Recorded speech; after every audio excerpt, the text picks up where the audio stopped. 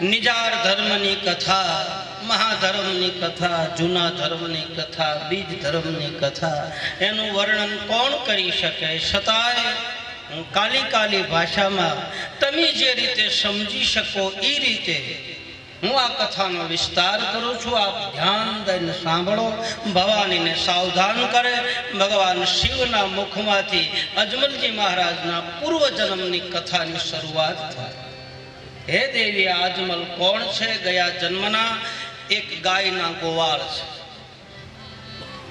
અર્બુદાગીરી પર્વતમાં ભગવતી અંબાના બેસણા છે અને મંગળા નામનો ગાયોનો ગોવાળ દરરોજ ગાયો સારવા માટે જાય. આબુગઢમાંથી એક ગાય પોતાના ધણમાં ગાય ભળે. સાંજ પડે એટલે ગાય જુદી પડે. અર્બુદાગીરી પર્વતમાં પ્રવેશ કરે. 12 વર્ષ પૂરા થાય. એક દિવસ મંગળાના ધર્મપત્ની કહે છે કે આ સોના રૂપાની શિંગડીઓથી શણગારેલી આ ગાય કોની છે? આના મૂળ માલિકને ગોતો. મંગળાના ધર્મપત્નીના કહેવાથી મંગળો ગાયની પાછળ અર્બુદાગીરી પર્વતમાં પ્રવેશ કરે. દૂરથી જોયું તો માં જગદંબા અંબાને સોનાના સિંહાસન ઉપર હિંસકતા ભાળ્યા અને દૂરથી ગાયના ગોવાળે હાથ જોડ્યા છે. એને ખબર નથી કે આ માં છે. માં ભગવતીએ એના ઉપર નજર કરી દૂરથી પોતાની પાસે બોલાવ્યો કે ભાઈ, 12 વર્ષ થા તું મારી ગાયોનું ગૌધણ ચારે છો તો તારી ચરાઈના પૈસા, તારી મજૂરી બોલી. માં ભગવતીએ કહ્યું એટલે મંગળા ગાયોના ગોવાળે ખભા ઉપરથી કામળી લઈ અને નીચે પાથરીને કહ્યું છે કે માં, તારે જે દેવું હોય મારી જોડીમાં દાગી. માતાજીએ બાજુમાં ઝાડનું વૃક્ષ હતું. એ વૃક્ષના પાંદડા લઈ એક ખોબો ભરીને આપ્યા, 2 ખોબા ભરીને આપ્યા, 3 ખોબા આપ્યા. એટલે ગાયના ગોવાળે કહ્યું કે બસ હવે રહેવા દે. પોટલું વાળી ખભા ઉપર ચડાવી આબુગઢમાંથી મંગળો બહાર નીકળે અને વિચારમાં પરિવર્તન થઈ કે 12 વર્ષ થા મેં આની સેવા કરી અને છતાંય આ વ્યક્તિએ મને પાંદડા જ આપ્યા, મને પૂછો આપ્યો. બહુ કથા સમજવા જેવી છે. આવો પૂછો તો મારા ઘરે ઘણો છે, આને લઈ જઈને હું શું કરીશ? રસ્તામાં ફેંકી દીધી. સાંજ પડી, ઘરે આવ્યો. પોતાના ધર્મપત્નીએ કહ્યું કે ગાયના માલિકને તમે મળ્યા? બોલે હા. શું આપ્યું? બોલે પાંદડા આપ્યા. એ તો મેં એક બાજુ ફેંકી દીધા. તો વાળું તૈયાર કર, ભોજનની તૈયારી કર, આપણે ભોજન કરવા બેસીએ. અને વાળું કરતા કરતા હું તને બધી આખી વાત સમજાવું. બંને જણા વાળું કરવા માટે બેઠા છે. સાંજનો સમય. ખભા ઉપરથી કામળીથી આમ ખીટીએ ડીંગાડી દીવાનો પ્રકાશમાં એ કામળીની અંદર કાંઈક ચમકારો થયો. મંગળાના ધર્મપત્નીએ જોયું તો અંદર જે પાંદડા હતા એમાંથી 4-5 પાન કામળીની અંદર ચોંટેલા હતા. એ સુવર્ણના પાન બન્યા, સોનાના પાંદડા બન્યા. એટલે મંગળાના ધર્મપત્ની કહે છે કે આ પાંદડા તમે કઈ બાજુ નાખ્યા? બોલે મેં તો રસ્તામાં ફેંકી દીધા. એક કામ કરો, હાલો આપણે બંને ગોતવા જાય. બંને જણા સાંજના સમયે જે જગ્યા ઉપર પાન ફેંક્યા થાય એ જગ્યા ઉપર ગોતવા જાય. આ કથાનો મૂળ રહસ્ય અહીંથી શરૂઆત થાય. ભગવાન શિવજી ભવાનીને કહે કે જ્યાં સુધી તમે ઈશ્વરને અથવા તો પરમ તત્વને નથી જાણતા ત્યાં સુધી ઈ તત્વ મારી તમારી આજુબાજુમાં હોય છે.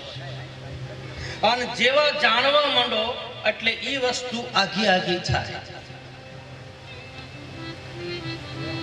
જે ચીજ ગોતવામાં આનંદ છે ઈ ચીજ મળી ગયા પછી આનંદ રહેતો નથી. એને ગોતવામાં મજા છે. આપણા ઘરની ચાવી ખોવાઈ ગઈ હોય અને પછી જે આપણા ભીતરની માલમાં જે ચાવી ગોતવાનો જે આમ આમ આમ ઉમળકો હોય એ મળી ગયા પછી એટલો ઉમળકો રહેતો નથી. એટલે સંતો અને મહાત્માઓ કહે છે કે મારે તને જોવો છે, તારે દેખાવું નથી. આજ કરી લેજે ફેંસલો, કાં હું નથી કાં તું નથી. એને ગોતવા માટે કોઈ એને આબુગઢમાં ગોતે, કોઈ એને ગિરનારમાં ગોતે. મળવા માટે વેદના, મળવા માટે ઝંખના જે થાય, જે પ્રેમ ભાવ પેદા થાય, જે વિરહની વેદના શરૂ થાય. આપણા શાસ્ત્રોમાં 4 પ્રકારના ભાવ બતાવ્યા. વાત્સલ્ય ભાવ એટલે પ્રેમ ભાવ, હરિની હારે પ્રેમ, નિકટતાનો સંબંધ. એકવાર વ્યક્તિ ગલિયન મેં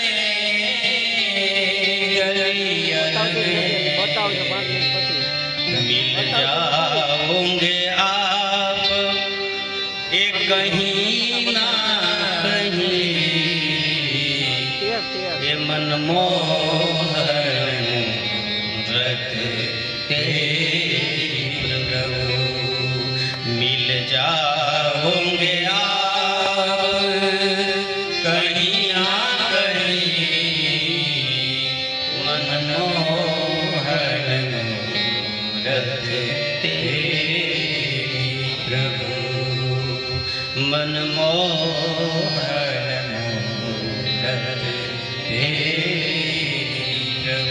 गंगाના કિનારે, યમુનાના તટ પર કહાં છે, ક્યાં ગોતશો? ગોતણે ચડે એટલે તત્વ આઘું ભાગે. એ ભાઈ ભેળા બેઠેલા ભરમાણા, પછી મોટાના તળિયા ન મળે, પછી ધોળા પૈની ધાર એને કોઈ દી ભાળીને કાગડા. ઈંતડી છે ને ગાયના આંચળમાં રહેતી હોય, 24 કલાક આવમાં રહેતી હોય આંચળની માલપા, અને આંચળમાં બેઠી બેઠી પીવે શું? એ શું પીવે? એ લોહી પીવે, દૂધ ન પીવે. એમ ઘણી વખત મારી તમારી નજીકમાં જ હોય છે, પણ આપણે ઓળખી શકતા નથી. આજુબાજુમાં જ ફરતા હોય. એના કરતા ન મળે એ વધારે સારું. મળી ગયા પછી એનો વિજોગ જે થાય, અને એ વિજોગની વેદનામાં જીવવું એના કરતા તો મરી જવું સારું. એમ સતાર બાપુ બતાવે. ઘાયલ કરીને વયું જવું, કાં તો તું મારી નાખ અને કાં તો તારા બનાવી નાખ. આ વિરહની વેદનામાં નથી રહેવાય. જે દર્દ ચાલુ થાય ગુરુ પ્રત્યે, સંત પ્રત્યે, પોતાના પ્રેમી પ્રત્યે, હરિ પ્રત્યે, જે વિજોગની વેદનાઓ જે થાય, અને આ વિજોગની વેદનાઓમાંથી જ આવા દર્દમાંથી જ ભજન શરૂ થયા છે. એમાંથી જ આ વાણી નીકળી. એ દર્દ ભરેલી વાણી, એ વાણી સાંભળે, એ ગાય, અને સાંભળવા વાળા રોવે અને ગાવા વાળો રોવે, કારણ કે આ દર્દ ભર્યું છે. આંસુડા ભરેલી વાણી છે, વિરહની વાણી. બંને જણા ગોતવા નીકળ્યા. રાત પડી ગઈ, અંધારું થયું, ભટકે. ભૂલો પડી ભવરણે ભટકું ભવાની, સૂજે નહીં લગી રહે કોઈ શાની, ભાસે ભયંકર વળી મનના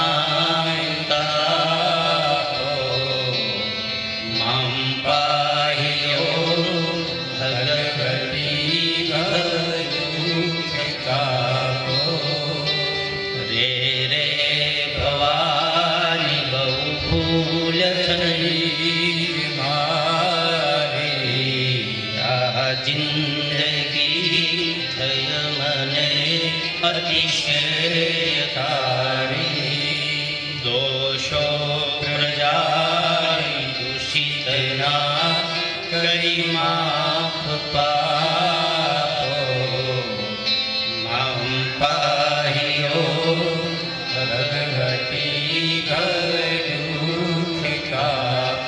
હે જગદંબા, હે માં, હું આ રસ્તા ઉપરથી ભટકી ગયો છું.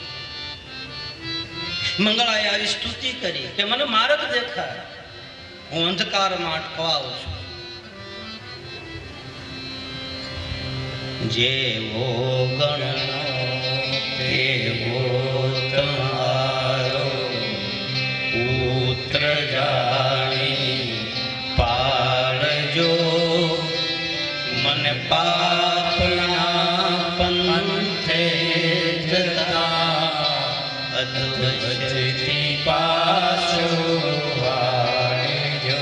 હે માં, હે ગુરુ, બાપ હું ખોટા માર્ગે જાતો તો મારો હાથ પકડી અને મને સત્યનો માર્ગ દેખાડજો. કારણ કે હું તો અંધ છું, હું પાંગળો છું, પામર છું, હું મને કઈ બુજતું નથી. તું મને દ્રષ્ટિ દેજે. મારો હાથ પકડી અને સત્યના પંથ ઉપર મને ચડાવજો. અમે કઈ નથી જાણતા, આમાં નથી ખબર પડતી. આમાં હજારો ગુના કર્યા હોય તો માફ કરજે. જેવો ગણો તેવો તમારો, પુત્ર જાણી પાડજો મને પાપના પંથે જતા, અધવચથી પાછો વાળજો. હાસા હૃદયથી કરેલી સ્તુતિ, હાસા હૃદયથી કરેલો ભાવ એ તુરંત અસર કરે, પીગળાવી જાય. અને ભગવતી અંબાને ખબર પડે, હોનાના ઈંડોળા ઉપર માં જગદંબા અર્બુદાગીરી પર્વત આબુગઢમાં હિંચકે અને અહીંયા બંને જણાએ દર્દ ભરેલી સ્તુતિ કરી. માં એકદમ ઊભા થયા. આજુબાજુમાં રહેલી સખીઓ માને પૂછે, આ ગરબાની માલપા આવું એક વર્ણન આવે છે. નવરાત્રિમાં જ્યારે માની ઉપાસના કરતા હોય એ વખતે આવો ગરબો બોલે, અને આ ગરબો રામદેવ કથાની માલપા લખ્યો છે. આજુબાજુમાં રહેલી સહેલીઓ માને પૂછે કે માં, અડધી રાત્રે કઈ બાજુ? હનુમાના મુખમાંથી શબ્દો નીકળ્યા કે ભક્તો છે મારા, ભીડ મારે, ભક્તો છે મારા, ભીડ મારે, ભક્તો છે મારા, ભીડ મારે, ભક્તો છે મારા, ભીડ મારે. શિરે થયા યશવાર ભીડ બંધની, શિરે થયા યશવાર ભીડ બંધની,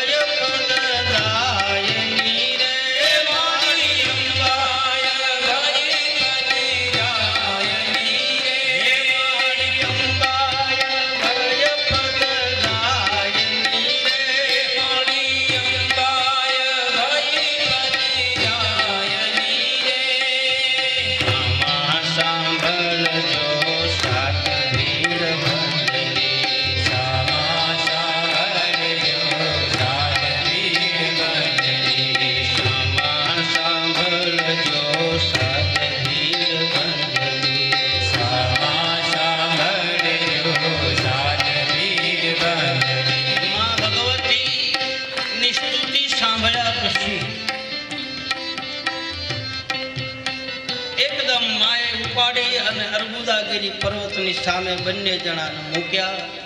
આંખ ઉગાડીને જોયું તો આબુગઢમાં માને સોનાના હિંડોળા ઉપર હિંચકેલા જોયા અને ખબર પડી ગઈ કે આ કોઈ જેવી તેવી હસ્તી નથી, આ જગતની માં છે.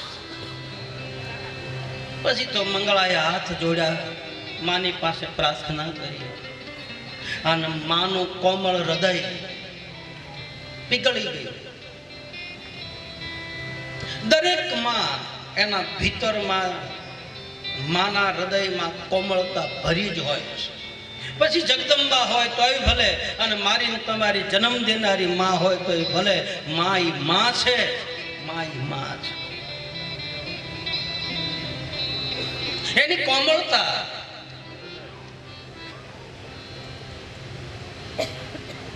મોઢે બોલું માં કે હાસય મને નાનપણ હાંભરે, આવી બધી મોટપની મજા મને કડવી લાગે કાગડા. કુપુત્રો જાયતી કછદપી કુમાતાન ભવતી. શ્રીમદ શંકરાચાર્ય મહારાજે માતૃસ્તવન સ્તોત્ર લખ્યું.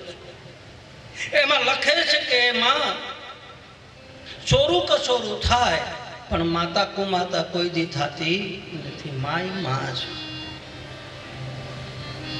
કુપુત્રો જાયતી કછદપી કુમાતાન ભવતી.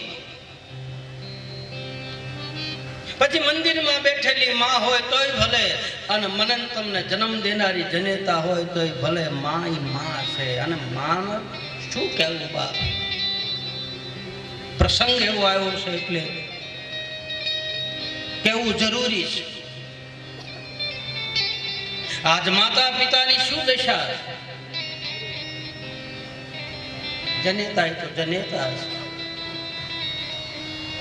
મેં હમણાં જ કહ્યું કે માની વેદના, માના દર્દ.